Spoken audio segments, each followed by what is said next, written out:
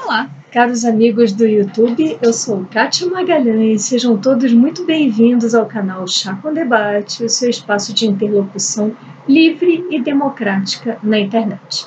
Na última sexta-feira, o presidente da República nomeou duas pessoas ligadas à bancada evangélica para a diretoria da Ancine. E o que eu quero com essa notícia corriqueira? Eu quero usar esse mote para conversar um pouco com vocês sobre a estrutura da Ancine, sobre a nossa estrutura brasileira de investimento em produções audiovisuais e propor um certo debate sobre outras sobre vantagens e desvantagens de todos esses modelos. Vamos começar pela Ancine. O que é a Ancine? É uma agência governamental e o que cabe a ela.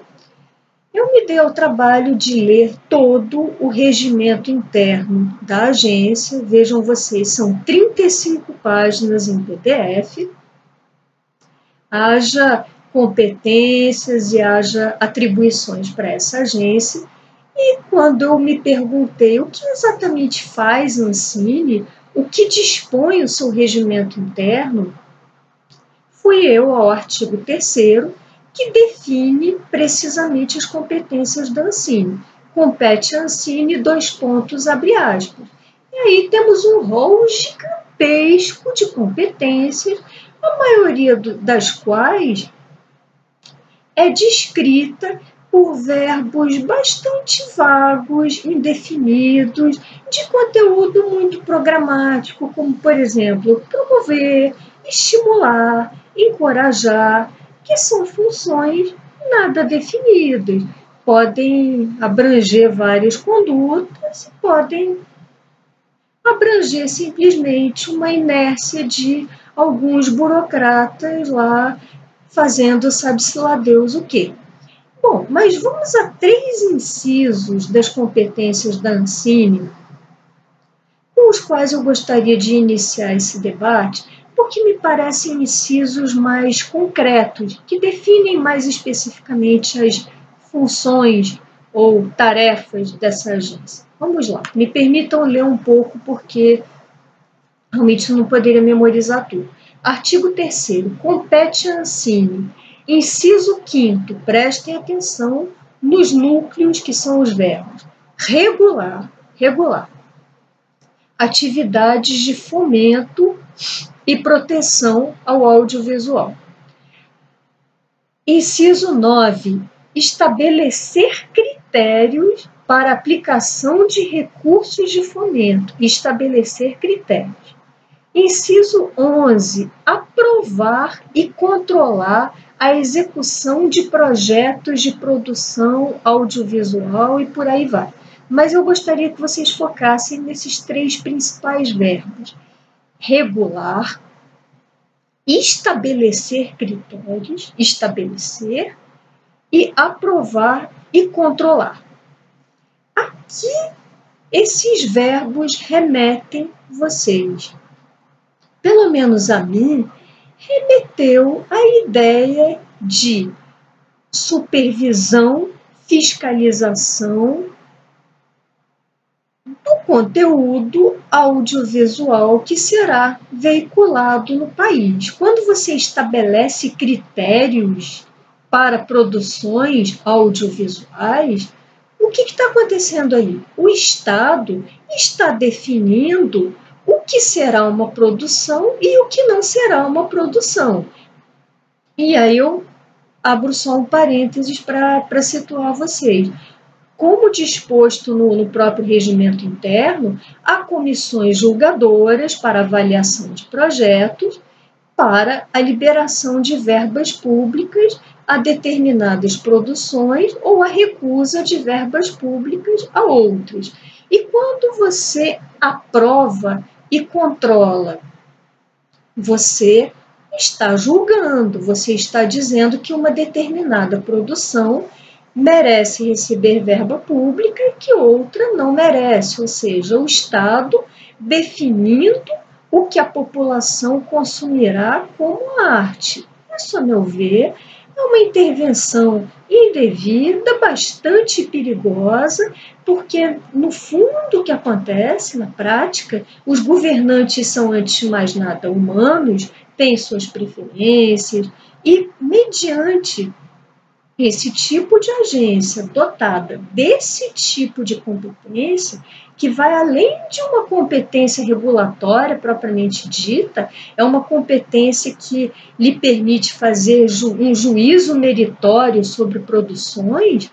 O que acontece é que as obras audiovisuais que são aprovadas acabam sendo aquelas de preferência da comissão, das pessoas lá colocadas por um governante XYZ, de acordo com a ideologia XYZ do governo de plantão.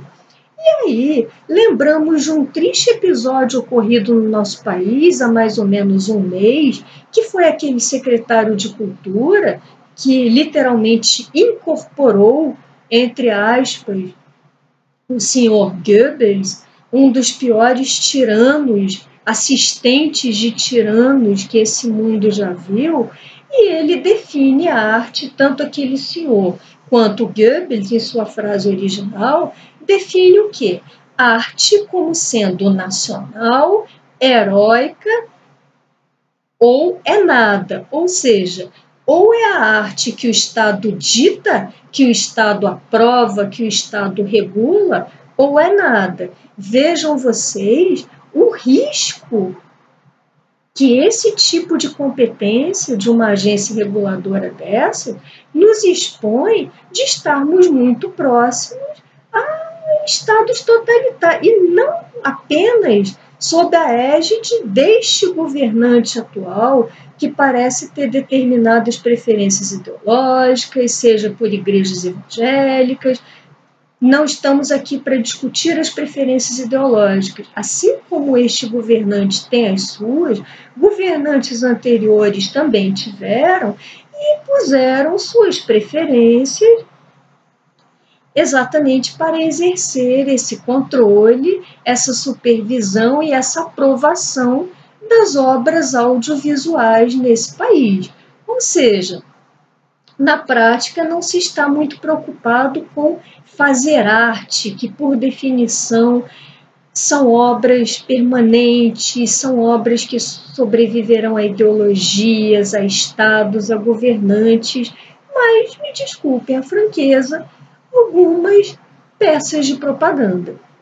Inclusive, eu trago para vocês, colocarei na descrição desse vídeo, uma entrevista concedida em 2013, ainda em gestões passadas, de um produtor americano, de uma pessoa bastante experiente na indústria de cinema, que veio ao Brasil, deu alguns cursos, apenas para referência desse senhor. Ele foi professor de nomes muito aclamados em Hollywood, como, por exemplo, Quentin Tarantino, Spike Lee e outros.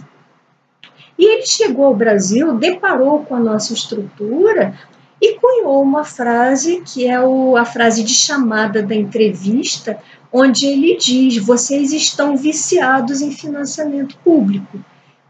Isso me pareceu bastante inquietante e me parece reforçar a suspeita que eu trago, já trouxe na primeira parte desse vídeo, de que nós podemos estar instrumentalizando a arte, nesse caso específico, as produções audiovisuais.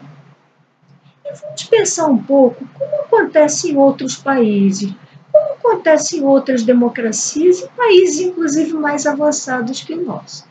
E agora, me perdoem, eu posso estar soando um pouco repetitiva, mas me parece que é inevitável, porque foi um filme considerado outsider, um filme que já nasceu para ser um clássico, um grande filme, que colocou Hollywood aos seus pés. Me desculpem, mas eu tornarei a falar um pouco de Parasita, o grande vencedor, o arrebatador vencedor do ano de 2020. Agora, não se preocupem, não falarei mais do filme em si. Eu vou propor uma certa discussão sobre o modelo usado para produções visuais no país de Parasita, no país que conseguiu esse feito de pôr abaixo os preconceitos, o nacionalismo, o corporativismo da indústria americana e conseguiu realmente colocar o mundo aos pés em admiração. Como será que funciona a estrutura de produções cinematográficas na Coreia do Sul? Eu reitero, eu infelizmente não conheço a Coreia do Sul, não sou especialista, mas leio, tenho lido muito, sou apreciadora da arte sul-coreana, de filmes, de séries, e o que eu vou trazer a vocês são alguns dados que eu encontrei, alguns dados, algumas peças jornalísticas, alguns estudos sobre como foi a evolução da indústria cinematográfica na Coreia. A Coreia, vocês sabem, é um país muito jovem, conseguiu sua independência em 48, depois passou pela sangrenta Guerra das Duas Coreias, e aí começou a surgir para o mundo extremamente pobre, passou por uma ditadura militar muito repressora, onde havia pesadíssima censura a filmes, e assim se arrastava a produção cultural na Coreia até mais ou menos meados dos anos 80, 85, 86, isso segundo os estudos que eu li, e colocarei os respectivos links nas descrições para vocês, e só fazendo uma ressalva, se vocês tiverem outros materiais, inclusive refutando, contrariando o que eu vou expor nesse vídeo, por favor, mandem, porque para mim vai ser extremamente instrutivo, acho que para todos nós nesse debate. Então, a partir de 85, 86, houve aditamentos, ou que eles, a lei de audiovisual deles, e houve uma maior liberalização, uma abertura de mercado para produtores estrangeiros. Isso passou por 2 rodadas de negociações, Coreia e Estados Unidos, nos anos de 86, 87, salvo engano, onde as produtoras norte-americanas foram estimuladas, bastante encorajadas a se instalarem na Coreia do Sul, e com isso levaram capital, acabaram levando sua tecnologia, seu know-how de como fazer filmes, e assim começou a abertura do mercado coreano. Começou um estímulo à exibição de muitos filmes estrangeiros, dos mais variados, e, em paralelo com o desenvolvimento econômico, os grandes conglomerados da Coreia começaram a se interessar em financiar filmes.